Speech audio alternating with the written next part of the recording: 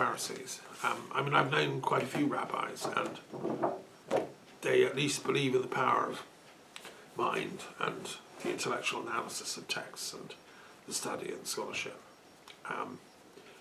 And they still do, and that's very good. Right, okay, let's go on, and now let's look at the periodic table then. So, have you chosen one? I did jump from one to another one because I would like to see if there is any way we can in Judaism find out what the heck is going on in Israel today. Huh. Because they all claim to use the religion as a... So which one of Judaism? There's 4 down the side. Yeah, I saw that. I was looking at 42, but I do believe that 78 Reform Conservative might be more useful. Yeah. Okay. Not sure at all, but... Sure. Well, we could look at that one. It's... I mean, in defining the different types of Judaism, I mean, it's quite complex. There were in Jesus' day these different sects, different divisions, and there had been probably since the beginning. And even in the days of King Solomon, who seems to have been the person responsible for the first temple in Jerusalem, you know, there were different sects, and some people didn't like him because he was too friendly to the Phoenicians, and he believed that one should have an interfaith approach in Judaism. And if one of his wives wants to bring their gods, that's fine. As in Tibet, when the king of Tibet married a Chinese woman and an Indian woman, they were allowed to bring their particular deities. But other people ranted at Solomon and said he was a devil worshipper and wrong. I don't agree with that. I think he was the wisest king Israel ever had.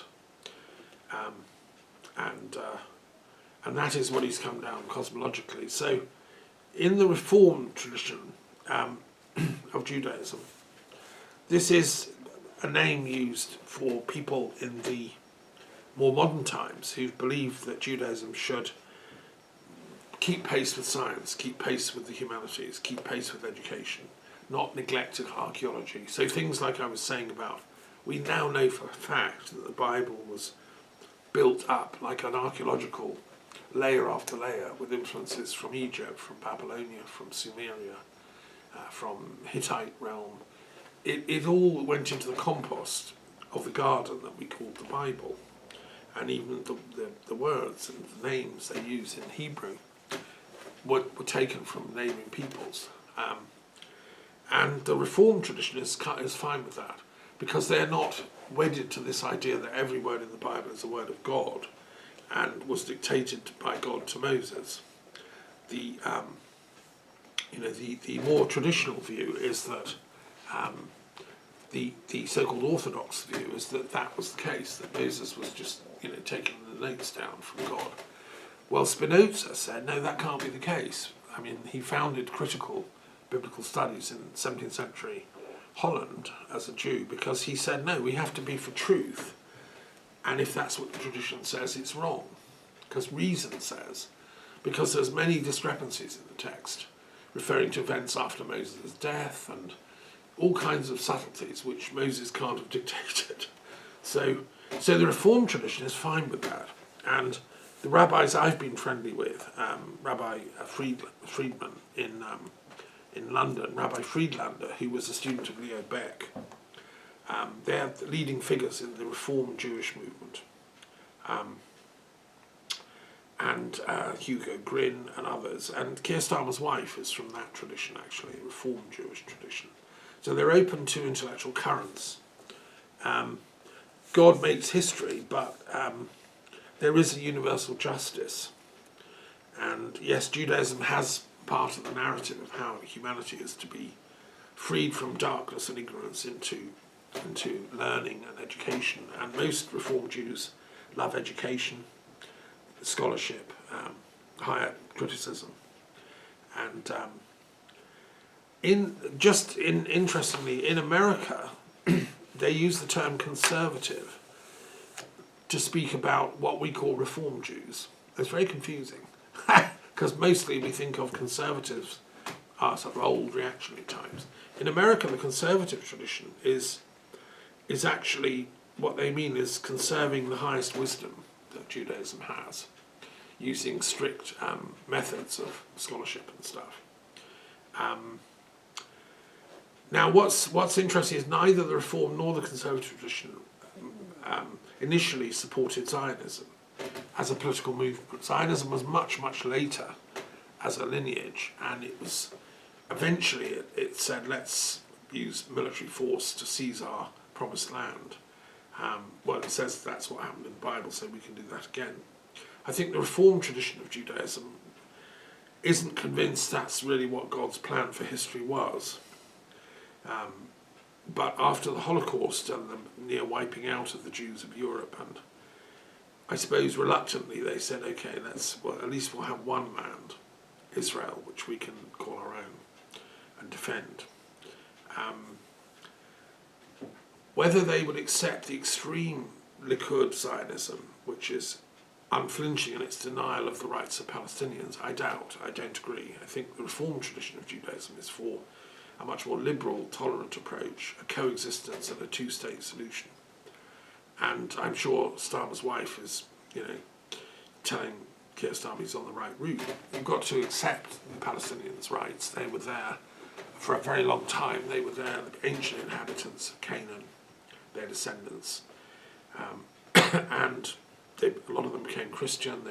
Many became Muslim under the Ottomans after the Arab peoples and Islam arrived. So one can't deny all that, and one has to make a peace theology whereby God is much more complex and interesting, a mosaic approach. And so each of the traditions can coexist. And that's kind of the idea behind the periodic table itself. Let the mosaic manifest and not slaughter each other over which pebble is the right colour. And I think the progressive voice of Judaism is very important, and so recognising Palestine is actually also recognising that progressive voice and liberating the Jews to be their best selves. When Jewish intellectuals and people and men and women are good, they're very good. We need to, think of, dare I say it, one of my boyhood heroes, Bob Dylan, a great voice for spiritual wisdom, who won the Nobel Prize for Literature. I mean, what's not to like about the informed conscience of, educated Judaism? But by not recognising Palestine, we've been empowering the extreme right in Israel. We've been allowing people like Netanyahu to get away pretending they speak for Judaism. They don't. These people would fail all the exams. No decent rabbi would ever tolerate. He's breaking every single one of the commands in the way he's waged his war in Gaza. He's broken the thou shalt not kill, And also on the West Bank. And in the West Bank, in this persecution of the Palestinians in their own land. Terrorism, it's called. Well, it is. I mean, yes, and terrorism was part of the Likud ancestry. Jabotinsky used terrorism against the British even. At the end of World War II, we'd already enabled, through the Balfour Declaration, a Jewish state to come into being, and we were going to give them it. And they got impatient and started blowing up British soldiers. That was Jabotinsky's idea, which is stupid and immoral and terroristic. And that was the introduction of terrorism to the Middle East. It was a Jewish import, because these people had been doing it in Eastern Europe and Russia, ruthlessly. Well, we know where it ends. It ends in the sea of bodies hidden under the rubble of Gaza. And it's got to stop. So anyway, yes, that's my take on Box 78. I think the next couple of months are going to be very interesting up to September the 21st. And let's hope that terrorists don't get active and blow up Starmer's house or something. God forbid. Right, I'm going to do my choice. Through miraculous procedures of selection, I chose 160, which is a box called Cosmology. And this one, 160 includes also astronomy and theories of the bigger picture of the universe. How big is the universe?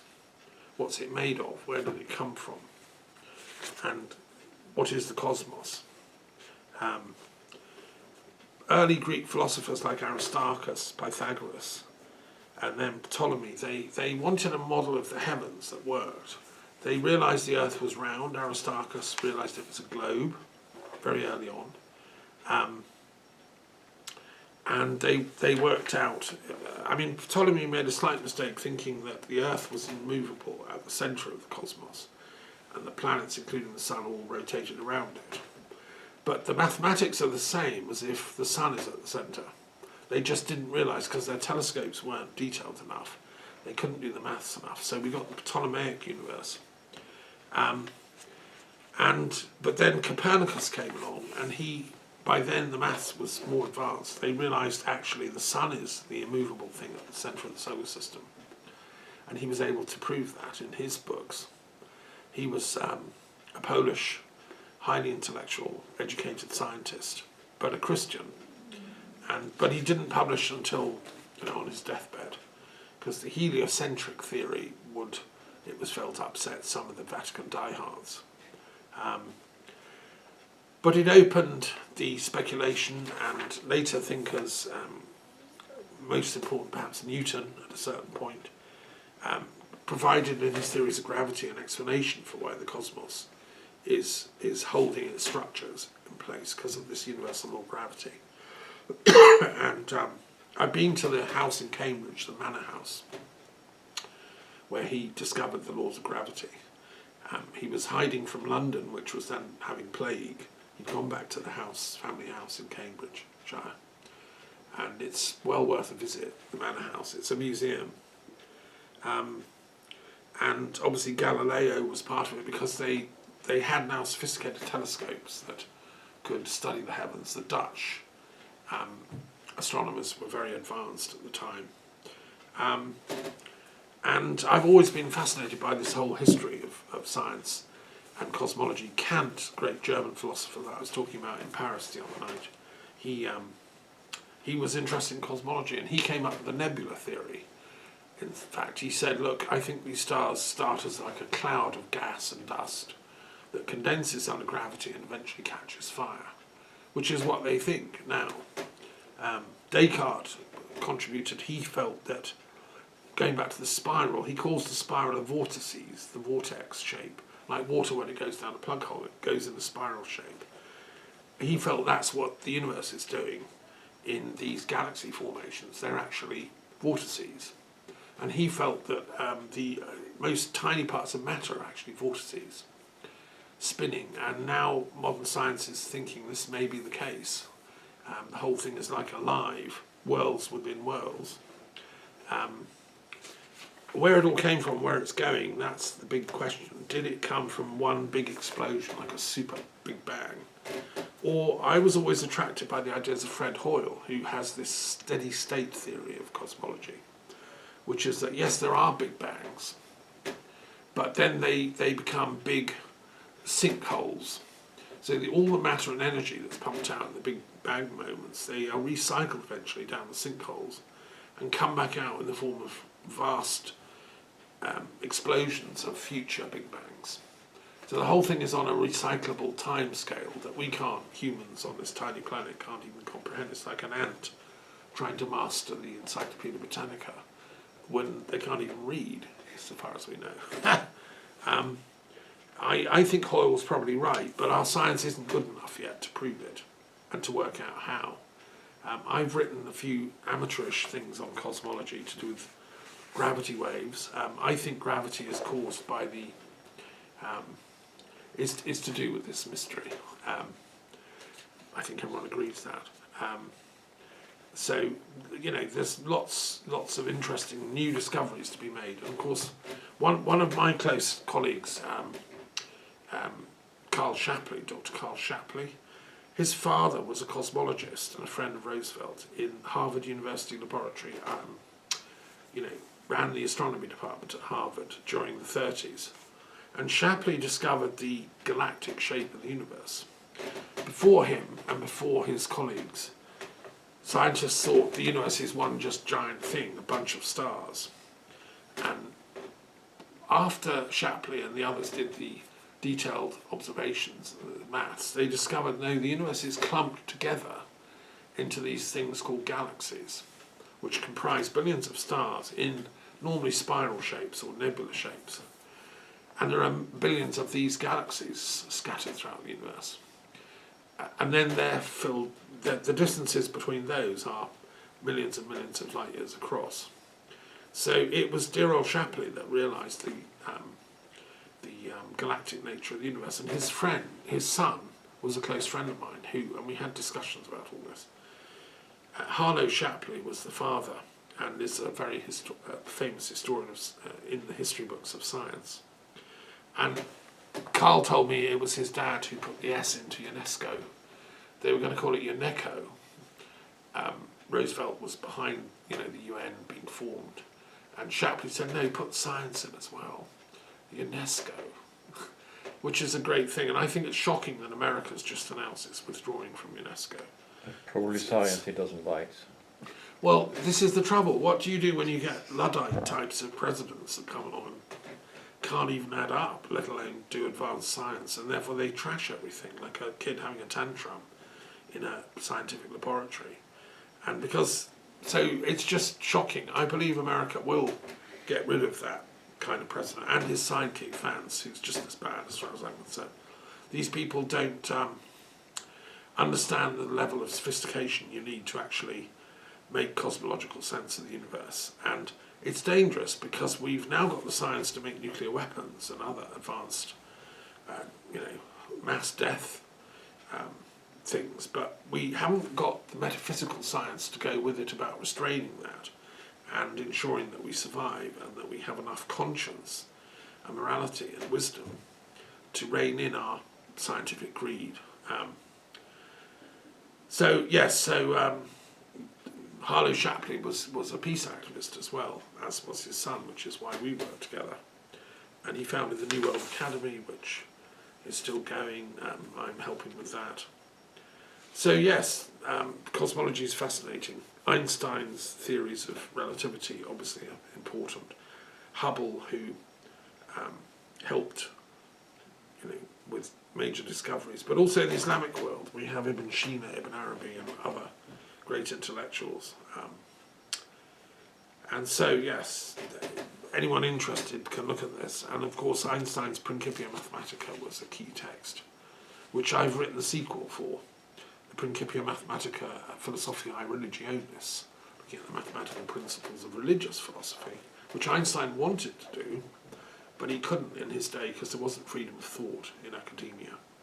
Fortunately, we live in the 20th century, 21st century, in a more enlightened time, or at least I do, and my colleagues do. I know there are places where, one can't talk freely about science and philosophy, but here in the Philosophy Club we can. So that's this wonderful. That was what came up today, 160. I reckon there's about 15 million active scientists studying different branches of cosmology, astronomy, physics, theory to do with the big picture.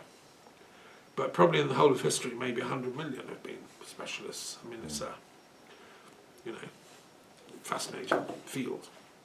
And in the book on principles of religious mathematics, I do wonderful thought experiments and meditations about visiting other worlds and what are they doing in their advanced seminars, and in the Buddhist infinite number of worlds, how do they do advanced metaphysics and levels, isn't it?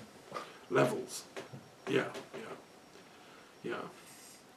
Okay, so that's those two. Let's finally finish by looking at the Tarot of the Gods, as is our wont.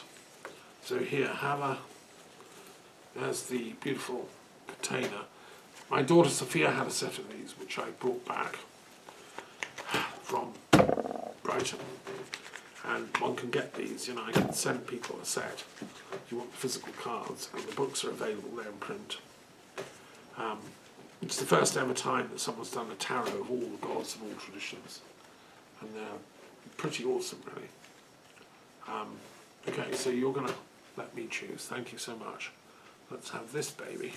Then I'll hold them out for you. And I mean, you know, the definition of where the gods come from, and the grammar of why there's an S on the end of God, and is it a plurality or a unity? These are all addressed in the book, actually, the Tarot of the Gods, these profound questions. They've been addressed by different philosophers over the eons. Okay, what have you got, sir? 6 of Earth, Dionysus. Oh, wow. Ha, we haven't had him for a long time. He is the pleasure-loving wisdom god, and it's the holiday season now, it's August. I think everyone is worshipping Dionysus. You know, he's the god of parties, festivals. Everyone in Britain is going to festivals, green festivals, enjoying, hopefully in moderation, various Dionysian offerings. Yeah, a great deity. Thank you. And he's an unusual one in the pantheon of Greek gods. He wasn't always accepted in the innermost circles. He's number 6 of Earth. Yeah. But he was eventually accepted as a very important deity. And he was accepted especially in Athens, where they had a Dionysiac ritual festival every year. And in honour of him, they invented theatre. Because at the worship of Dionysus in the festival, each of the parishes or the groups of different Athenian intellectuals would put on a play, which was performed usually with a cart as the kind of backdrop. And they'd set up, and there was a contest which was the best play that year. And that's where the Greek theatre and drama came from. It was in honour of Dionysus, who is the god of charity and accepting and giving help, the bringer of wine, the bringer of pleasure. And we have an inscription found on a stone stele at Delphi in the 340 BC containing a hymn to Dionysus, which describes the first travels of Dionysus to various locations in Greece. Now, I'm particularly interested because I'm the coordinator of the International Delphic Academy, which is the think tank of the Delphic Games, revised. And we just had a meeting a few days ago of the Delphic Academy, and we had a chap speak from Athens who is a Greek actor and teaches drama at the university in Athens, with the extraordinary name Paris Vassivelos, highly intellectual, brilliant thinker, and he's done ritual reinvocations of the Muses in Delphi, which were filmed, and I've got a film of it, in Greek with a chorus of Greek actors and women dressed up in ancient costume. And he's also done it in Plato's Academy, which is in a park in the middle of Athens where I've been to conferences and things. So Paris was speaking to us, and I can send anyone that talk. It's a masterpiece, really. And we had a Greek woman, Ekaterina, who runs the International Society of Greek Authors and Writers and Artists. So Dionysus lives on. Anyway, this stele that was found had the following hymn. It said, from Thebes, where he was born, he first went to Delphi, where he displayed his starry body. What a great image, like, my body's made of stars, he said. Like, this is a god we're talking about here. And his Delphian girls came along there. He took his place on the fields of Parnassus.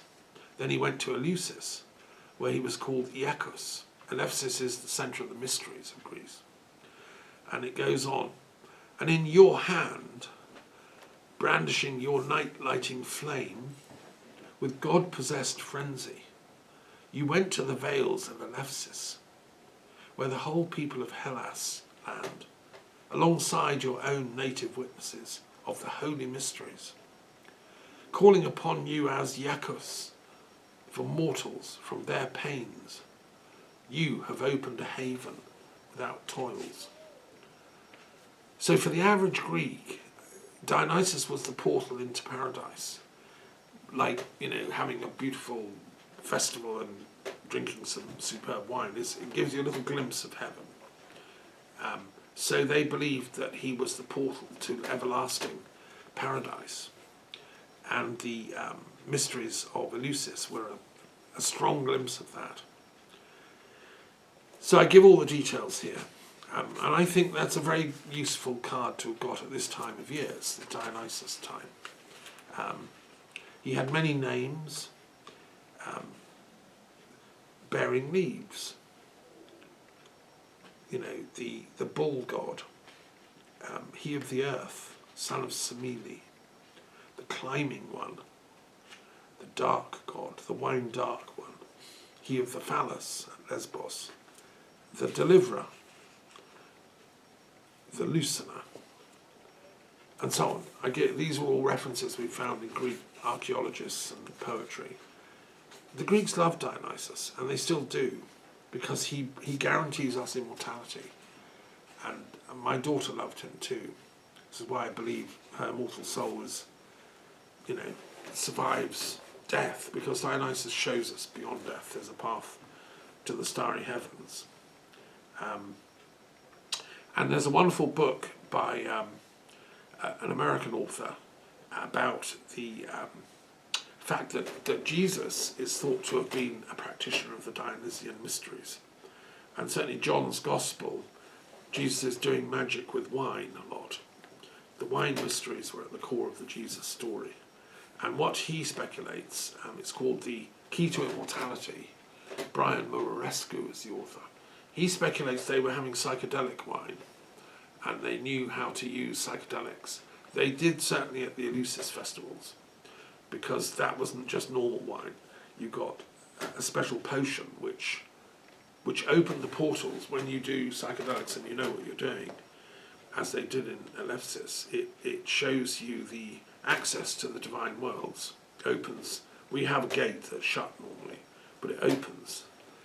And that's what Christ was doing, says Brian Muraresku. It's one of the most important books of the last 10 years of classics. And it's brilliant because it's written like a Dan Brown thriller, because he's going around interviewing archaeologists and saying, did you find psychedelic potions in your digs? And they're saying, yes, we did. We found in this ancient mystery thing a little glass vial, and it had psychedelics in the bottom. Did you? And he goes to the Vatican and asks the chief Vatican archaeologist, have you ever found in early Christian sites any kind of psychedelic potions? And the guy says, well, actually, we did, but don't tell anyone. So... If you tell anybody, I'll have to kill you. Well, yeah, so don't, this is philosophy, right? Neat. Don't tell anyone. The wrong people, don't let them get hands on this, because ever since the beginning of time, people want to suppress the mysteries, suppress wisdom. Psychedelic means showing the psyche. You're not allowed to show the psyche. We have to deny its existence and let only scientific psychologists run the show, who deny it exists. But no, the Dionysian worshippers know, like Aldous Huxley, that there is a world of transcendental wisdom beyond the confines of our physical mortality. So that's today's God on that front. Let's see who's his. So accompanying him, if Dionysus ever gets weak and fails, and he did have enemies, and he wasn't, people tried to kill him off and all that. Well, he had a brother who gave him backup, and that's Hercules. So, mess with Dionysus, you get Hercules. And he is the god of strength and getting stuff done. He's the chap that can fix things, and we need Hercules to go and sort out Gaza, to be honest. I discovered something very interesting when I moved to France that I explored, and Monaco, which sits in the south of France and is a strange principality all of its own. Why is it there? It's in its own little independent state. Well, the full name of it is Monachos, Hercules Monachos. It was a temple dedicated to Hercules. Monachos means the only one, the one and only. So Hercules, the one and only, has his own little city called Monaco. and archaeologists know there was a temple there. He was also the ancestor of the Celts, so Druids respect Hercules, and Druid scholars like me have written about Hercules as the ancestor of the Celts. Some people say Ogma, the Celtic deity of learning, was the Celtic Hercules, who proved victorious over his enemies through the golden words that flowed from his mouth, rather than physical strength. And Sir William Jones, the great linguist, stated in his 3rd anniversary discourse that it is impossible to read the Vedanta or the many fine compositions and illustrations of it without believing that Pythagoras and Plato derived their sublime theories from the same fountain which the sages of India did. And he wrote a series of 9 poems about Celtic and Hindu deities coming from one source. He was based in Calcutta and became the head of the British Raj legal system in 18th century India. So, and Dionysus, by the way, is supposed to have gone to India. That's part of the legend, because they worship him too in India, give him different names. So there's a lot of detail in the commentary on Hercules or Heracles. There was a temple, the sacred hill of Rome, the Aventinus, was named after the son of Hercules, and a priestess called Rhea. He's mentioned by Virgil in the Aeneid, and that's where the plebeians had their temple. So common, poor, ordinary people that had to work for a living, working class, worshipped Hercules and Dionysus, and still do, really. So there we are, there's Hercules, the backup. We need him to help organise a flotilla of aid for Gaza. And now is not a time for weakness and hesitation. We have to just act, because the morality of the world is in the balance. So that's a good card too, backup, I think. Any comments or reflections that you'd like to add? Well, you say a flotilla of aid to Gaza. A former Norwegian fishing vessel that was sailing towards Gaza was boarded again by Israeli. When was this? Last week. Right. Or was it called something like the Hamdana or something? Or? Pass. Right. I mean, there are lots of little attempts of people, like Greta Thunberg was on one of these ships. He was on a small sailboat. Right. I mean, but I'm suggesting like 10,000 ships, like at Dunkirk, go, all with equipped. And they also have a navy attached, gunboats, and actually defend them. And it's done by the UN Security Council. It's all approved, I mean, we've got to stop messing around here. People are dying. We got to do it. We got to do that. Make that decision a day that all the Americans are on holiday. Yeah, I mean, I so laugh. It can be done. Well, yes. Also, Netanyahu, although I grumble about him, he's not completely stupid, because there is a little kind of ceasefire type of agreement to have these humanitarian corridors. They are trying to get some aid in. The only reason he got it past his cabinet is because he had it on the Sabbath. So the extreme Orthodox, so-called Orthodox, pseudo-Orthodox Jews couldn't go because they won't go to a cabinet meeting on the Sabbath. So wily old Netanyahu had the vote on the Sabbath, knowing that the extremists wouldn't be there. So they got it through. They're not happy. So what we have to do is get the final peace settlement with Israel-Palestine, have it on the Sabbath, and then they can be off doing their thing. And normal, sensible, rational worshippers of Dionysus and Heracles and the authentic Yahweh, who's one of the cards in here, can actually get on with having a piece of the gods. But as for America, well,